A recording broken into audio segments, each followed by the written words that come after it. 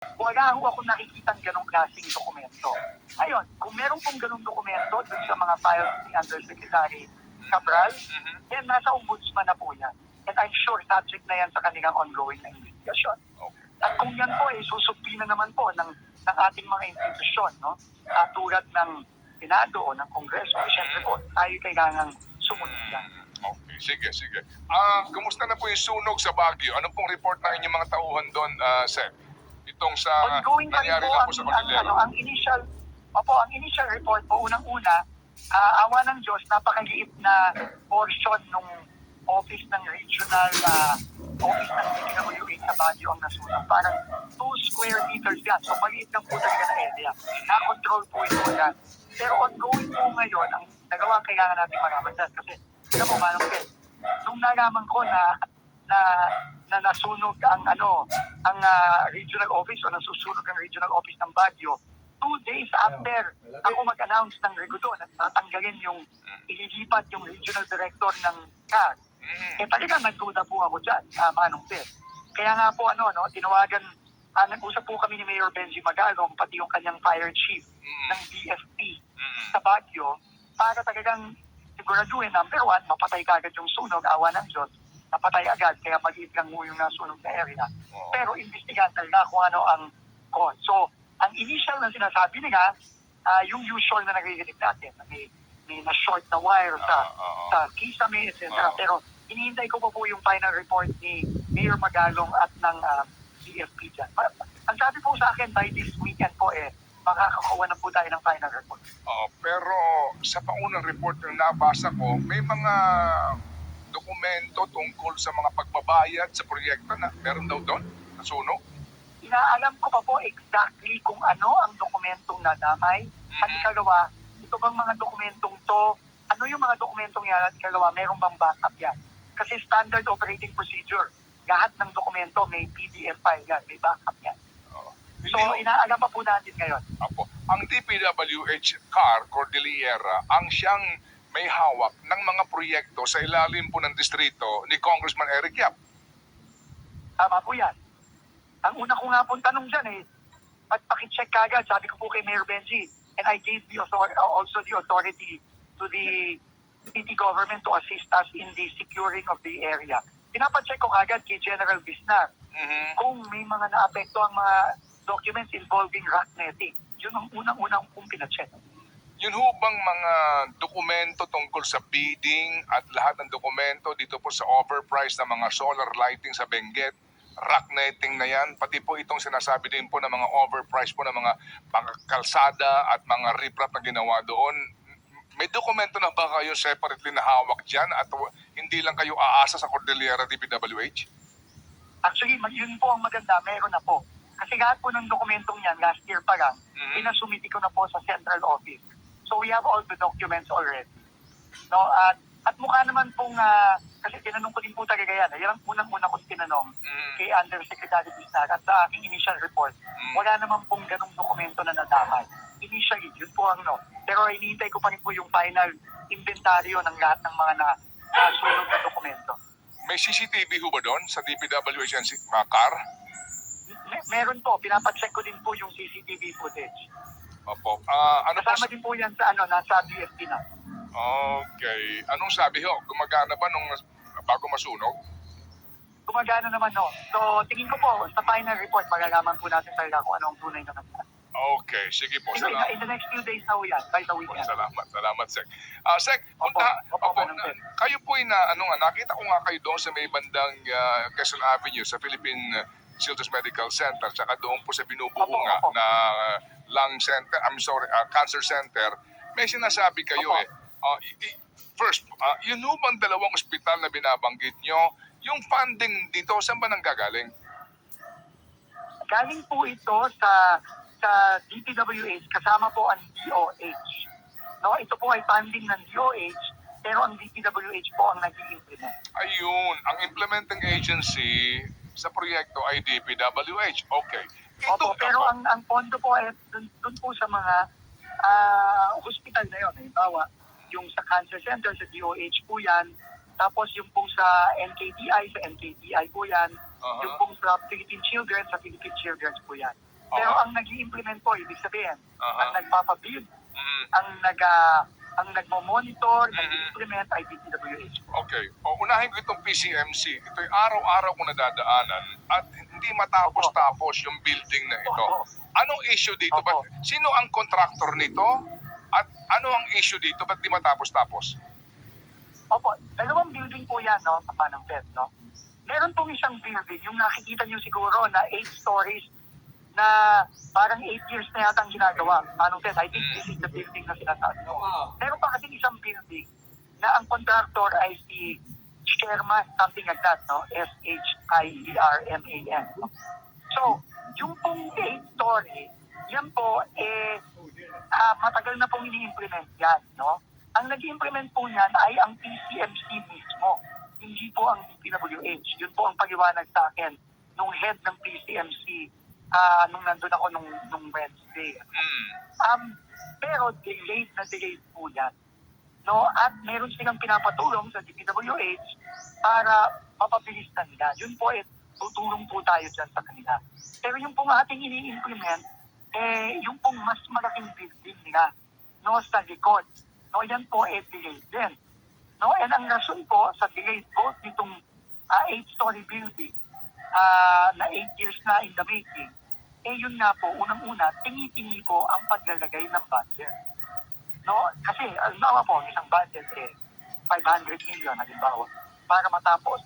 Ang ginagawa po dyan, sa akin, sa pag-i-explain po sa akin ng mga doktor natin dyan sa May East Avenue, bawat taon po, patsi-patsi po, tingi-tingi po ang ginagawa na budget. So, ang nangyayari po, delayed po ng delayed. Minsan po, 50 million, 100 million.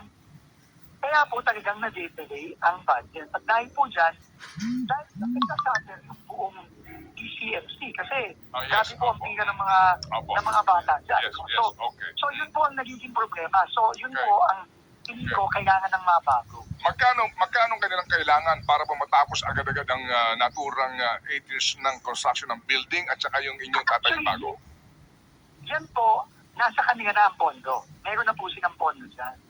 Pero, marami po pong delay. So, tutulungan po natin siya hopefully this year, in the next at least 6 months, matatapos na finally yung 8-story building na yan. So, yun po ang binigay natin commitment. Within 6 months by June, tapos na po yan finally. Ngayon po, yung pong isang bagong ginagawa, no, ang kulang na lang po less than 1 billion na lang, parang mga 600 million na lang po ang kulang dyan. So yan po ay commit na rin natin sa PCMC. Napopondohan na po natin yan sa 2027. 2027 no, pa? Oo, kasi wala po siyang pondo dito sa 2026. Okay. No, maliit sige. lang po ang nailagay. Opo. Sige. Kasi medyo matagal pa po ito, Sir Ted. No, kasi nagbubuki pa lang po ng pundasyon. So, Opo. hindi po ito matatapos ng 2028. Okay, sige. Yung sa may tabi po ng lung center na cancer center, ano pong issue doon? Opo. Ganun din po ang issue. Tingi-tingi din po. No, kaya napakatagal din po at napakabagal. So, ang kailangan naman po na pondo doon ay 1.2 billion o 1.5 billion ang kailangan na pondo. Tinanong ko po yung kontratista, yung Sherman. Ang sabi ko po, simple lang. Kung mabibigay na natin ang full budget nito sa 2027, end of 2027 ba, matatapos na yan. Ang sabi po niya, kung buo po yung budget by then, matatapos daw po nila by December 2027 yung 15 cancer center na 2020. Yun din po ang kinumit po nung kontratista din po nung sa NKTI. Opo. No, matatapos din po by end of 2027 yun kung mabuo na ang budget by 2027. Magkano po yung kailangan sa NKTI? Mas maliit na lang po ng konti. Parang mga na lang po, mga a little less than 1 billion na lang po yan. Opo. So, ang issue dito, funding. Well, Yes. among others. No? Yes. Marami din ibang Funding. issue. No? Opo, pero but basically po, kinakatulong ng contractor, kasi gagawa lang kami sa magkano ang ibinabayad sa amin. Yun po naman yun, di ba? Tama po. Okay, sige. Tama po. Sige, Kaya po okay. nabibitin. Opo. Pero meron din pong mga ibang issue. Pero tingin ko po yun, kaya ng solve. Okay. Alam ho ba ito ng Presidente? Itong funding Alam issue po na to. niya. Ha? Alam po niya. Alam po niya. Kaya nga po nung last week, nung nakita po kami after New Year, ang sabi nga po niya, ipondohan na yan ng todo. At tignan ng timeline, kunyari po, 2 years, no? Ang possible na matatapos. Then, i-divide natin ang funding ng 2 years. Sige. Kung alam niya po ito, So, bakit niya sinama sa NEP? Itong nagdaang mga, ito ngayon, for hindi this po, year. ang problema po, sinasama po ata sa NEP, pero nababawasan po pagdating na po sa Kongreso. Yun po ata na sige. yan. Okay, ganito. Kung alam niya yan, bakit po itong maipip halimbawa na 24 billion lang sa NEP for this year, ha? Opo. Eventually, naging halos triple, 51 billion, inaprubahan niya. Ang kailangan lang sa ospital na ito, less than 2 billion eh.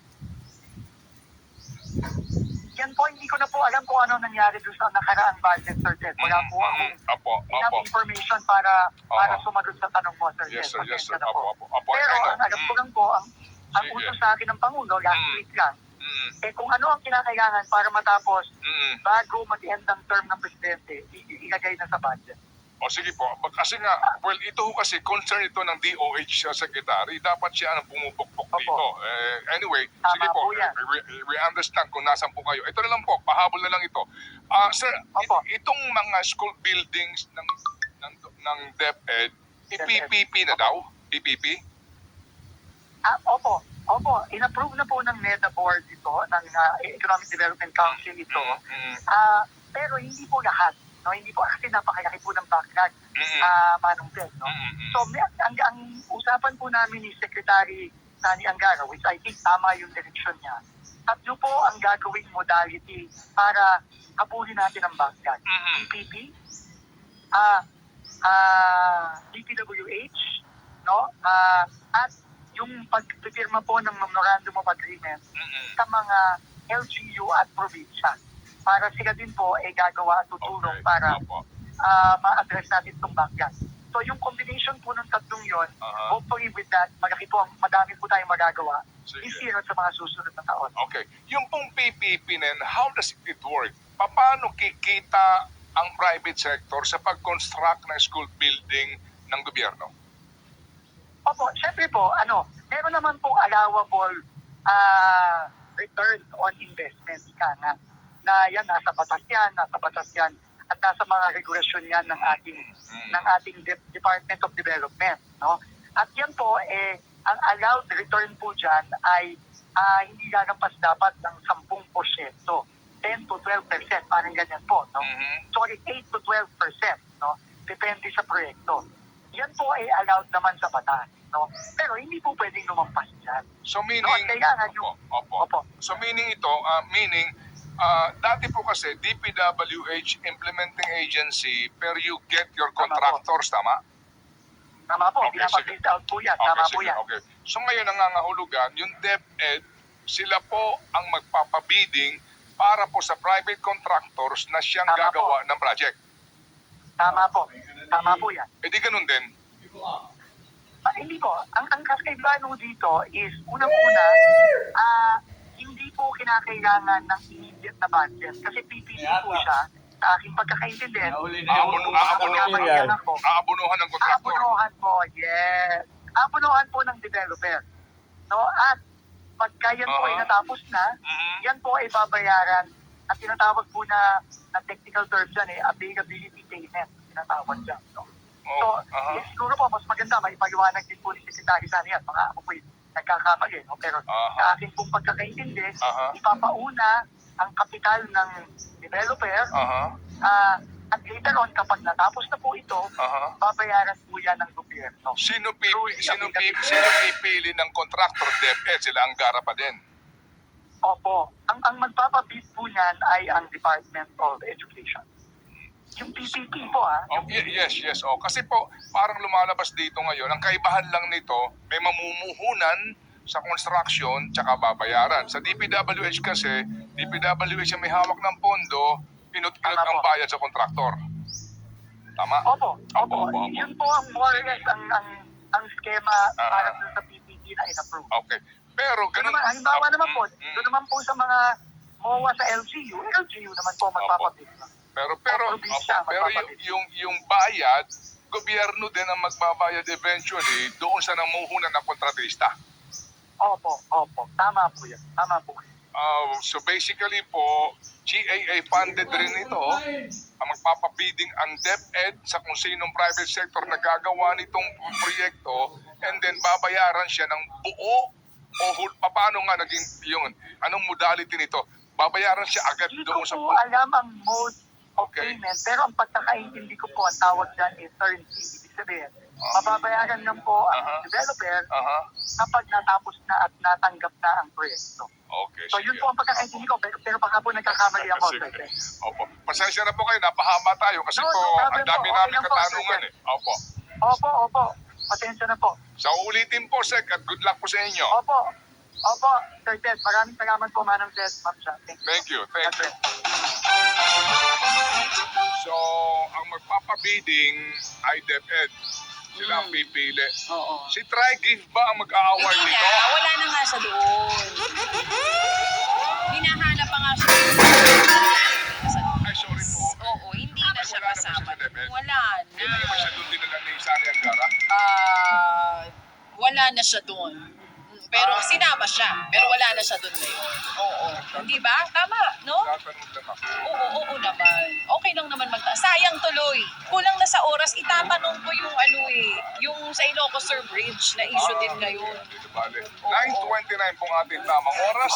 Itanong mo na lang off the air. Sige nga.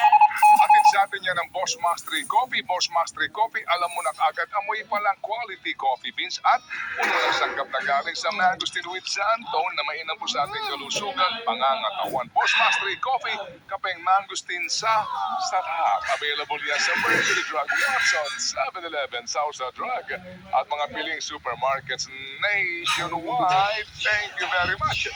Boss Mastery Coffee, and today po ang column ni Jaris Bondok po para sa mga didis. Lander Rap versus Sara. Ombudsman can enter OVP access papers. Yan mga kapatid. Ang sinasabi po ni Katya Jarius Bondok sa kanya pong column today sa The Philippine Star. Alright, sandali po lamang ha. Ang ating pong tutunghayan maya-maya na kaunti po yung ating happy hour, pero kaunting pa-happy hour lang po sa mga isyong ating pinag-usapan. Bala ka video pala ito. Kaya tatari, may pinapalan ako. Baby! Gusto ko ng... Dr. Love, Lunes hanggang Biyernes, alas 9:30 hanggang alas 11 ng gabi sa True FM sa 105.9. Laging true sa'yo, kapatid. Heart to Heart, Lunes hanggang Biyernes, alas 11:30 hanggang alas 1 ng hapon sa True FM sa 105.9. Laging true sa'yo, kapatid. Sagot kita. Kasama si Cheryl Cosin, Lunes hanggang Biyernes, alas 4 ng hapon. Dito lang sa True FM. Laging true sa'yo, kapatid. Sana Lord, Lunes hanggang Biyernes, alas 10 hanggang alas 11:30 ng umaga. Sa True FM, sa 105.9. Laging true sa'yo, kapatid. Si Laila Chikadora. Shout out! Lunes hanggang Biyernes, alas 8 hanggang alas 9:30 ng gabi sa True FM. Laging true sa'yo, kapatid. Lunes hanggang Biyernes, alas 6 hanggang alas 10 ng umaga. Ayon DJ Chacha sa True FM sa 105.9. Laging true sa'yo, kapatid. Juantes sa radyo. At close hanggang alas 4 ng hapon. Idol Senator Rafi Tulfo sa True FM sa 105.9. Laging true sa'yo, kapatid. Dr. Love, Lunes hanggang Biyernes, alas 9:30 hanggang alas 11 ng gabi sa True FM sa 105.9. Laging true sa'yo, kapatid. Video pala ito kay tatari. Heart to Heart, Lunes hanggang Biyernes, alas 11:30 hanggang alas 1 ng hapon sa True FM sa 105.9. Laging true sa'yo, kapatid.